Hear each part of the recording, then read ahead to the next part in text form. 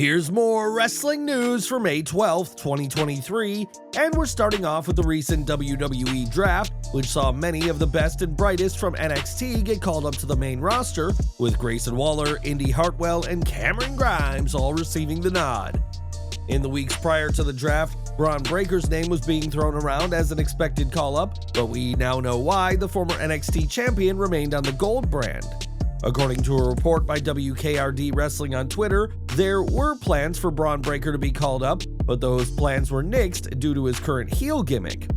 The feeling backstage was that making a massive change by calling him up so soon after the change of turning him heel would not have gone well, and Bron should be given time to establish himself as a heel before being moved. As for when Bron's call-up will be, the reported plan is for him to be moved after this year's SummerSlam, but there's no word on which brand he'll be on. From the moment Breakker arrived in NXT 2.0, it was rumored that WWE had plans for him on the main roster, and we'll have to see if those plans pay off in a few months' time.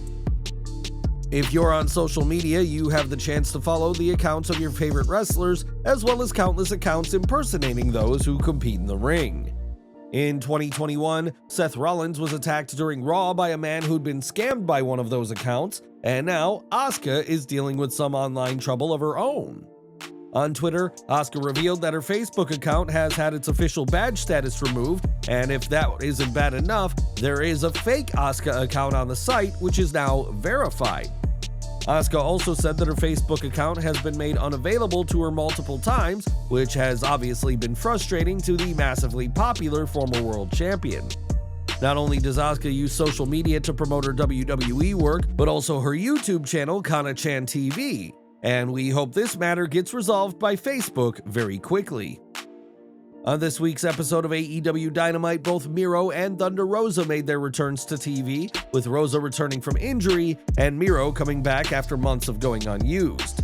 Fans of both wrestlers were ecstatic on social media to see the two ex-champions back on our screens, but why exactly did they return? Fightful Select has confirmed that the surprise returns of Miro and Thunder Rosa are connected to the upcoming premiere of AEW Collision, which is expected to be announced next week. During Dynamite, Tony Khan announced that he'll announce something next week, and we know it's something to do about wrestlers on the roster not being used on TV enough.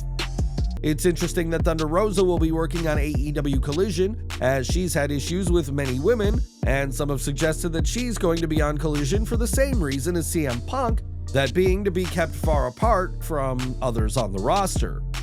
AEW Collision won't have its own roster, but there will be stars who appear on the show much more than they will on Dynamite, and expect more information on Khan's announcement next week. Over the past year, there's been a lot of talk about where WWE should hold premium live events, with shows outside of the continental US proving phenomenally well. Clash at the Castle, Elimination Chamber, and Backlash were all hits with fans, and now Becky Lynch is ready for a premium live event in Ireland. Speaking on the My Love Letter to Pro Wrestling podcast, Lynch told NXT UK alum Mark Andrews that not only does she hope for an event in Ireland, but she's already speaking with WWE about it. "We were just talking about that. Yes, I gave the venue and all, they already asked, we can have one. I don't know that we have the population to sustain it, but I think when you have the UK and Europe so close, absolutely." Lynch isn't the only Irish superstar in WWE, as the country is also home of Raw's JD McDonough and Finn Balor, SmackDown's Sheamus, and NXT's Lyra Valkyria. Whether Lynch gets her premium live event in Ireland, time will tell, but where else would you like to see WWE host a major event? Sound off in the comments. At this very moment, Pat McAfee's future with WWE remains uncertain, as it's expected that ESPN will make him a lucrative offer next week that will keep the SmackDown commentator very busy. In addition to this, McAfee recently became a father, so there's a lot on his plate, but at least he won't have to deal with a defamation lawsuit from Brett Favre anymore. In a video, McAfee announced that Favre's lawsuit had been dropped after Pat called the NFL legend a thief who stole from the poor due to Brett's alleged ties to the Mississippi Welfare Fund fraud scandal. That scandal is the same one that has resulted in Ted DiBiase Jr. facing decades in prison if he's convicted of the multiple charges against him, but now the lawsuit is one less thing for Pat to worry about. More from AEW now, as the Elite have proven to be popular with fans of the company, but not everyone is excited when they see Kenny Omega and the Young Bucks on screen. It seems for just as many fans who are excited to see the Elite, there are just as many who consider them one of the worst things in wrestling, and now one of the group's rivals is sick of the hate.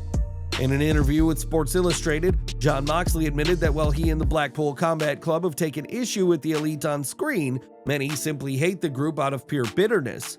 He explained, "A lot of people out there hate on the Young Bucks and Kenny Omega.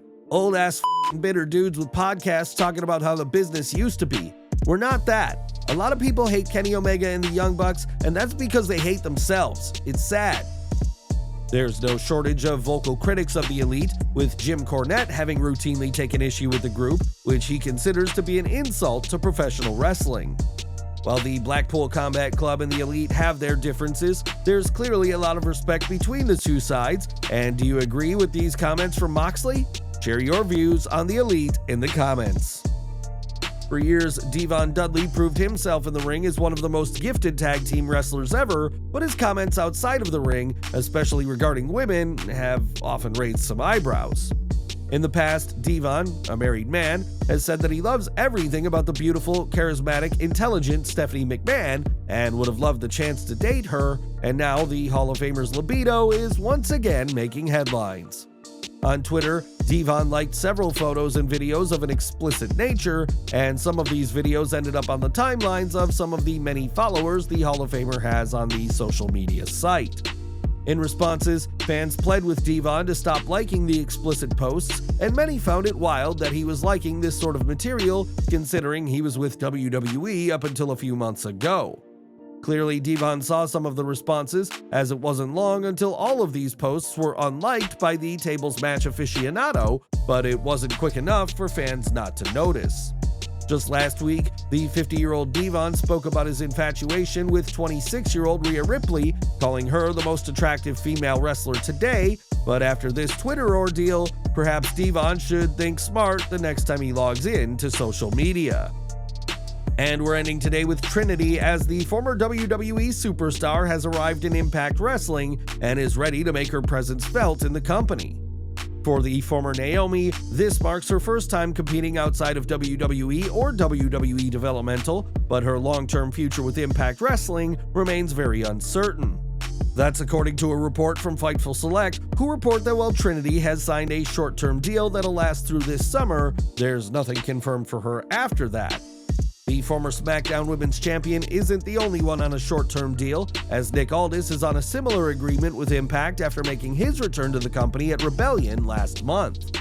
These deals are reportedly part of a new strategy from Impact, with management being aware that they often lose talent to WWE and AEW and want to see that change. Since arriving in the promotion, Trinity has teased going after the Knockouts World Championship, but it's likely any plans for a title run hinge on a longer deal being signed, and we'll have to wait and see what kind of offer, if any, is made later this year.